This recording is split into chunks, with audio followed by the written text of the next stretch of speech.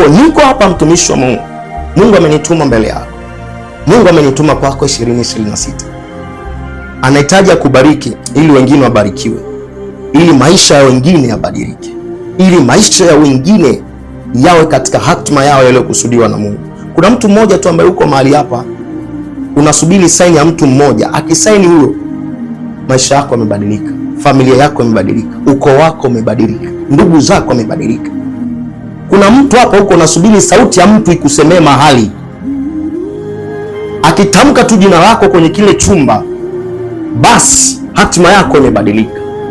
Bwana Yesu asifiwe. Haleluya, haleluya. Kuna mtu hapo unasubiri simu ya mtu mmoja. Ikipigwa tu hiyo simu ya mtu mmoja ukaipokea, basi maisha yako yamebadilika.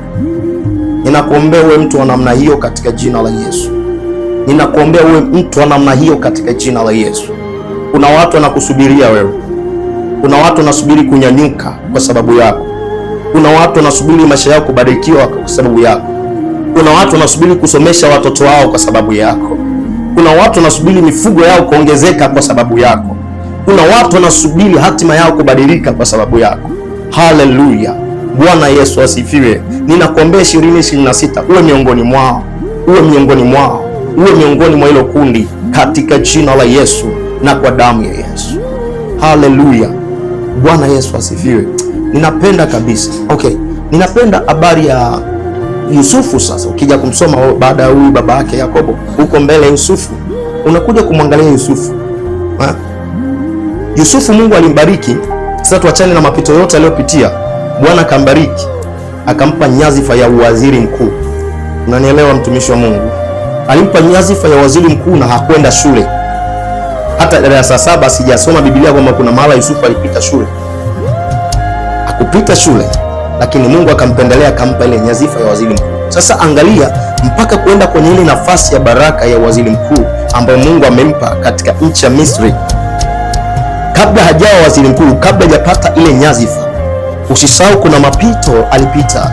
Ndugu zake walimfanyia ukatili mkubwa sana. Ndugu zake walimuuza. Ikafika wakati wakamtupa hata shimoni. Ikafika wakati hata kumnenea maneno magumu. Ndugu zake wa damu. Sasa angalia, ninataka nikulete ili eneo ujue kwamba Mungu anapokubariki wewe, ili wengine wabarikiwe, si wengine wapate shida. Just imagine, huyu Yusufu ambaye amepitishwa katika mazingira magumu haya na ndugu zake, alafu baadaye anakuja kupata nafasi, anakuwa waziri mkuu. Alafu wale waliomuuza, wale waliomfanyia fitna, wale waliomfanyia mchezo, wamepata changamoto, wanakutana naye bila kufahamu kwamba ndio ndugu yao waliomfanyia ukatili miaka iliyopita. Ninahitaji tu sasa nikulete wewe katika hali ya kawaida. Wewe ungekuwa Yusufu. Ndio ninakuchukulia sasa kwa mfano, wewe ndio ujivike kwa mfano. Ninachukulia tu kwa mfano, mtumishi wa Mungu. Wewe ndio ungekuwa Yusufu sasa wewe. Alafu wale waliokuuza, wale waliofanyia ukatili ndio wanakukuta umeketi pale kama waziri mkuu. Wafu hao hawajui, lakini wewe unajua. Ungefanyaje? Ungechukua action gani mtumishi wa Mungu? Wewe tu mwazi na dhamira yako, jisemeshe tu ndani. Wewe kwa ndani unaona kabisa ungefanyaje. Na mwingine angesema leo ndio leo. Na mwingine angesema sasa Mungu ninakushukuru, maana adui zangu umeniletea. Sijahangaika kuwatafuta, wamekuja wenyewe kwa 18. Lakini angalia namna ya Yusufu alivyo react kwa ndugu zake. Mmoja na kwamba Mungu alimbariki, lakini zile baraka hazikufanyika kuwa madhara kwa ndugu zake. Zile baraka hazikufanyika kuwa matatizo kwa ndugu zake. Zile baraka hazikufanyika kuwa roho ya kisasi kwa ndugu zake. Na mimi ninakuombea na wewe pia, haijalishi kama kuna watu walikufanyia fitna, kuna watu walikufanyia hujuma, kuna watu walikuchezea, kuna watu walikufanyia mitego, kuna watu walikunenea maneno magumu mabaya ambayo hutakuja kuwasahau. Hayo maneno yao, ile mitego yao, katika namna zote walizokufanyia mbaya ili kukusudia mabaya, na Mungu akakupeleka mahali akakuinua, wakaja katika njia ile wakihitaji msaada kwako. Ninakuombea kabisa ufanyike baraka kwao katika jina la Yesu. ufanyike baraka kwao katika jina la Yesu. Hiyo ndiyo baraka ya Mungu. Baraka za Mungu hazihitaji ugomvi ndani yake. Baraka za Mungu ni roho ya Mungu inayoishi, inayokusaidia uishi kumfunua Mungu, inayokusaidia uishi hatima sawasawa na Mungu anavyohitaji uishi. Bwana Yesu asifiwe sana. Ile roho ya Yusufu ambayo ilikuwa ikifanya kazi ndani yake kwa sababu ya baraka iliyokuwa ndani yake, naomba hiyo sehemu ya maisha yako. Yes. Usiishi maisha ya visasi. Mungu akikubariki haimaanishi kwamba sasa wengine wapate shida. Mungu anapokubariki hakikisha others are blessed. Kuna watu wanabarikiwa. Mungu anapokubariki kwenye eneo la huduma hakikisha kuna wengine wanabarikiwa kupitia hiyo huduma yako. Kuna watu wanamjua Mungu kupitia hiyo huduma yako.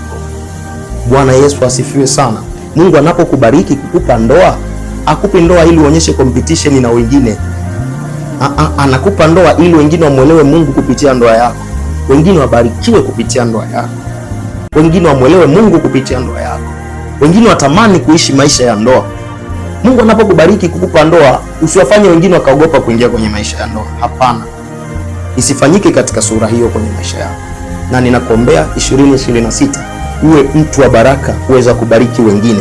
Kwenye eneo la biashara yako, kwenye kampuni yako uweze kubariki wengine.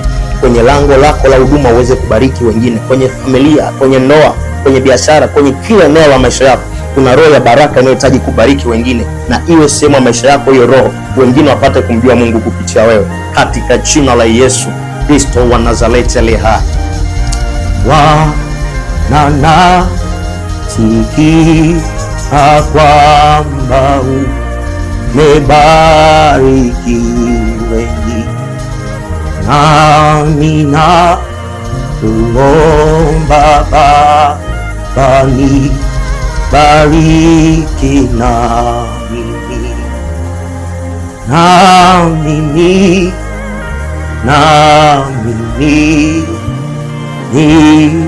nibariki na mimi nibariki na mimi. Mwambie sasa Bwana akubariki mahali ulipo. Nilikwambia unapohitaji baraka za Mungu, unahitaji roho yake hiyo sehemu ya maisha yako. Unahitaji Mungu akubariki ili ubariki wengine. Unahitaji Mungu akubariki ili Mungu ajifunue kupitia wewe. Sema, Mungu niko hapa nibariki. Sema, Bwana niko hapa nibariki. Niko hapa Bwana nibariki. Mwambie tu kwa maneno ya kinywa chako. Mwambie uko tayari kumfunua. Uko tayari yeye ajulikane kupitia wewe. Alijulikana kupitia Daudi, alijulikana kupitia Yusufu, alijulikana kupitia Yakobo. Hata kwako wewe mtumishi unayenisikiliza, ana uwezo wa kujulikana. Ana uwezo wa kujulikana. Tell him bless me. Tell him bless me Father. Mwambie tu nibariki. That's simple like that. Hauhitaji uzito, hauhitaji nguvu nyingi sana. Unahitaji tu kumwambia Bwana kwa imani, please bless me. Nibariki, nibariki, nibariki, nibariki, nibariki Bwana ili niweze kuishi maisha ya kukufunua wewe. Nibariki Bwana ili niwe baraka kwa wengine, usiwe tatizo, usiwe shida.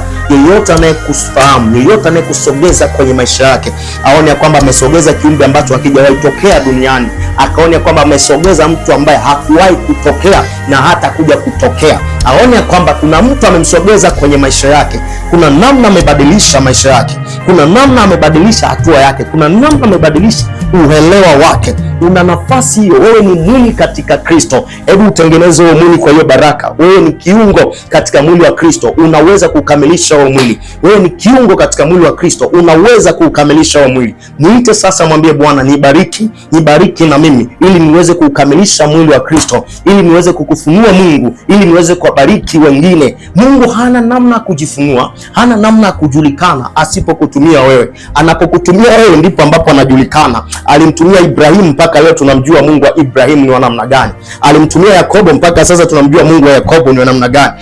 Anaweza kukutumia na wewe, familia yako ikamwelewa wewe ni Mungu unayemtumikia ni Mungu wa namna gani. Anaweza kukutumia na wewe, taifa likaelewa, watu wakaelewa, jamii ikajua, nje ya mipaka ikajua Mungu unayemtumikia wewe ni Mungu wa namna gani.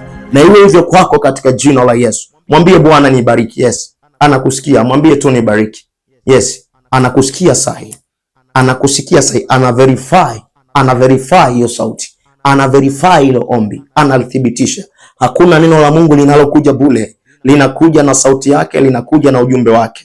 Hakuna neno la Mungu litakalopita bure. Ni kwa ajili yako wewe mtumishi wa Mungu aliye hai, ni kwa ajili yako unayenisikiliza. Mungu ameniandaa kwa somo hili zaidi ya miaka 2 kwa ajili yako, na niko hapa kuhakikisha ya kwamba ili somo linaleta matokeo kwako. Hautanisikiliza kwenye platform, hautanisikiliza kutoka kwenye madhabahu Power in Prayer ukatoka kama ulivyoingia. Utatoka na baraka wewe baada ya hili somo, utatoka na ushindi. Kuna namna Mungu atajifunua kwako. Mimi sijui ni katika eneo gani, ila Bwana alionituma kwako anaelewa unahitaji kitu gani, anaelewa unahitaji upako gani, anaelewa unahitaji nini, anaelewa unahitaji hatua gani. Ndio yuko tayari kukuhudumia, yuko tayari kukusaidia. Mwambie Bwana, nibariki, niko hapa na hizo baraka ziko juu yako, na hiyo roho ya baraka anaiachilia ndani yako, anaiachilia kwako, anaiachilia kwako. Pokea tu hiyo roho, pokea tu hiyo roho, nenda nayo. Chukua hiyo roho ya kwako, chukua hiyo roho ya kwako, ikapumue kwenye biashara, ikapumue kwenye ofisi unaofanyia kazi, ikapumue kwenye kampuni yako, ikapumue kwenye kijiji unachotokea, ikapumue kwenye wilaya unayotokea, ikapumue kwenye mkoa unaotokea, ikapumue kwenye taifa unalotokea, ikapumue nje ya mipaka ya taifa unalotokea, katika jina la Yesu Kristo wa Nazareti aliye hai. Thank you Father. Thank you Lord. Thank you Lord. Thank you Jesus. Thank you for releasing your spirit. Asante kwa kumimina roho yako. Asante kwa kuachilia roho yako. Ninakushukuru Bwana kwa kumimina hiyo roho yako ya baraka ndani yako, ndani yetu. Baba, tunakushukuru. Asante kwa uaminifu wako. Asante kwa msaada wako. Mungu, tunasema asante. Tunakushukuru.